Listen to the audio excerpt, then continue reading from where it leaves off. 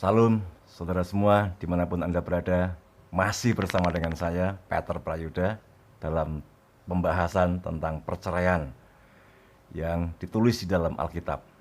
Saudara dikasih Tuhan, ini adalah video yang ke-12.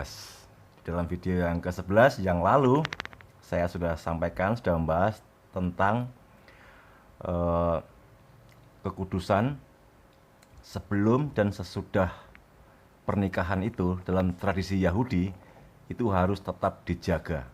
Ketika terjadi penyimpangan sebelum dan sesudah pernikahan, yang sebelum saja, sebelum pernikahan itu dianggap persoalan yang serius, apalagi setelah pernikahan. Nah, lalu saya menambahkan di sana sedikit sedikit keluar dari tema, yaitu jika kita sebagai pembimbing konseling pranikah, kita harus berani menanyakan dengan otoritas Tuhan tentang kekudusan kedua calon mempelai. Apakah ada hubungan-hubungan gelap dengan orang lain, dengan dirinya, dengan pasangannya sebelum melangsungkan pemberkatan ibadah pernikahan.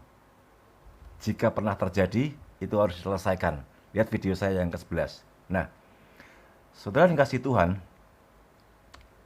pada video yang ke-12 ini saya akan membahas tentang pendalaman tentang kata kecuali karena zina.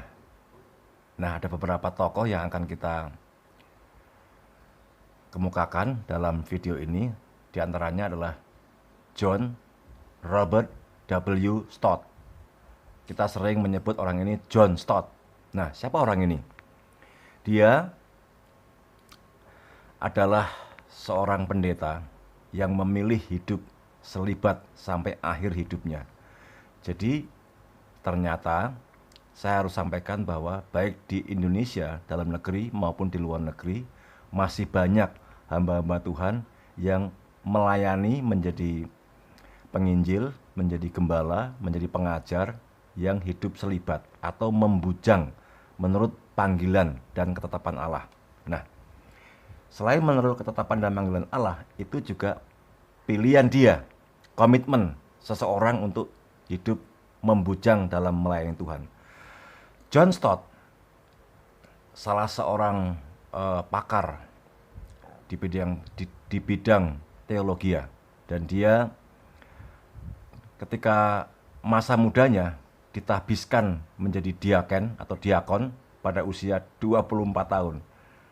24 tahun ditahbiskan jadi diakon. Lalu setahun kemudian atau kurang dari setahun, dia ditahbiskan menjadi pendeta di sebuah gereja besar di Inggris. Kira-kira 4 tahun kemudian, dia dipercaya karena memang punya kompetensi untuk dapat dipercaya. Dia dipercaya untuk menjadi rektor.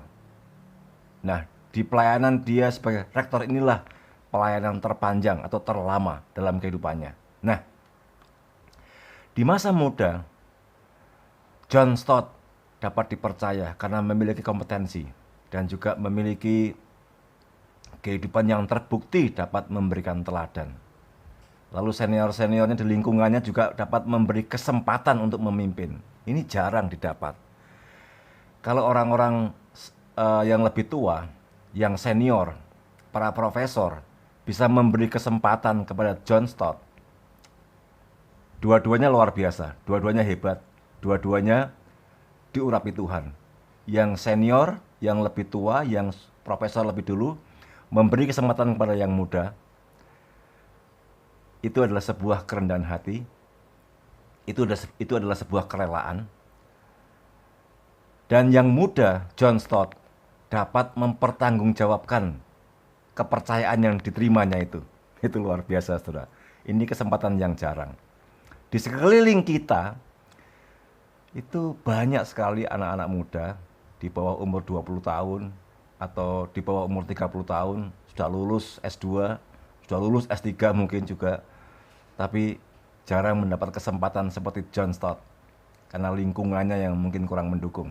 Nah, jika ada pemuda di sekeliling kita yang lebih hebat dari kita, akankah kita memberi kesempatan kepada pemuda itu untuk memimpin suatu departemen atau suatu lembaga atau sebuah gereja atau sebuah kampus. Tentu kita harus mempertimbangkan segala sesuatu, melewati tes and proper dan sebagainya, seleksi administrasi. Kalau seleksi administrasi saja nggak lolos, ya bagaimana yang lain? Kan tidak mungkin.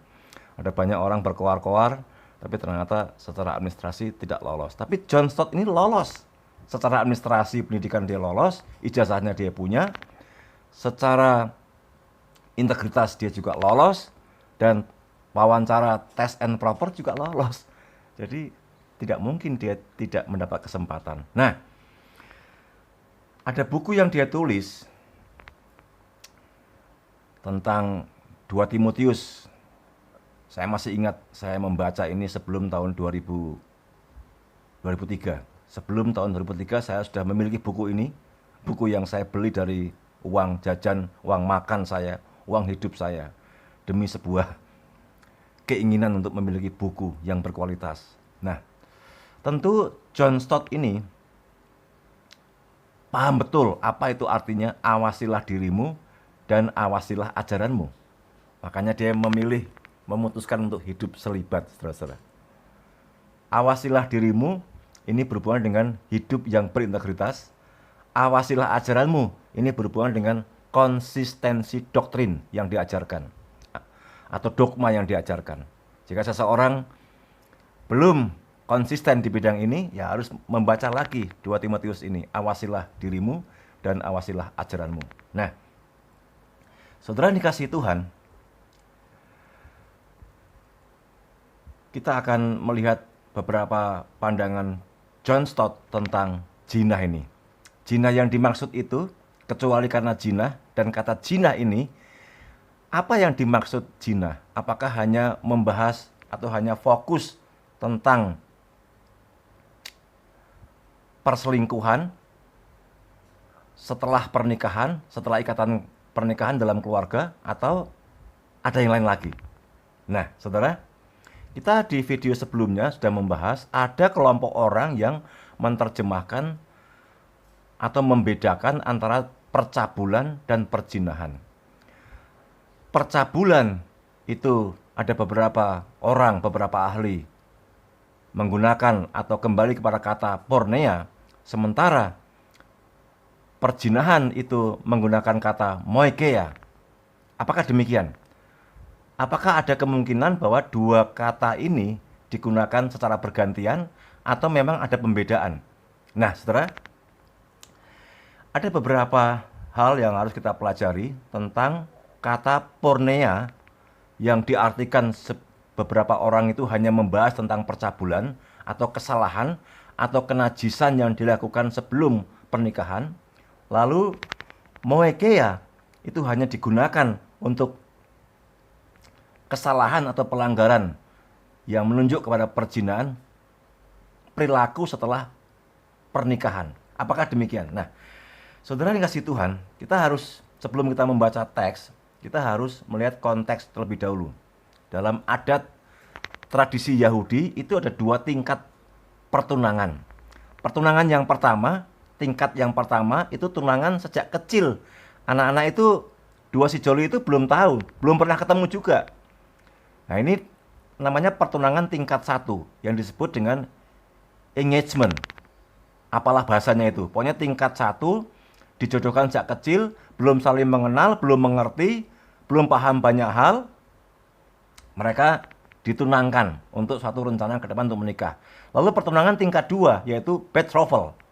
Nah, pertunangan tingkat 2 ini ada kasus sama menunjuk kepada peristiwa Yusuf dan Maria. Ingat, nanti ada teksnya kita baca. Nah, kalau pertunangan tingkat 2 ini sudah mengerti kedua-duanya, sudah paham bahwa mereka akan melanjutkan ke jenjang yang lebih serius, yaitu pernikahan. Dan pertunangan tingkat 2 ini biasanya menurut tradisi Yahudi hanya berlangsung 1 tahun. Hanya 1 tahun. Nah, ini biasanya dilanjutkan dari tingkat 1 tadi, yang kurang paham tadi, ke tingkat 2. Nah, saudara, di tingkat 2 inilah kalau tidak jadi, batal, itu namanya perceraian. Di tingkat 2 inilah, jika mereka mengalami penyimpangan, itu disebut suami istri. Sekalipun menurut tradisi Yahudi dalam pertunangan ini tidak boleh bersetubuh, tidak boleh serumah, tidak boleh melakukan penodaan terhadap tubuhnya. Nah, saudara, kita akan membaca konteks ini di dalam Ulangan 22 ayat 23 dan 24. Nantikan video saya selanjutnya untuk lebih paham. Jangan sampai terlewat. Supaya Anda tidak terlewat, like, berikan subscribe, lalu bunyikan loncengnya, dan jika sudah diberkati, bagikan kepada banyak orang. Tuhan memberkati saudara semua. Salam.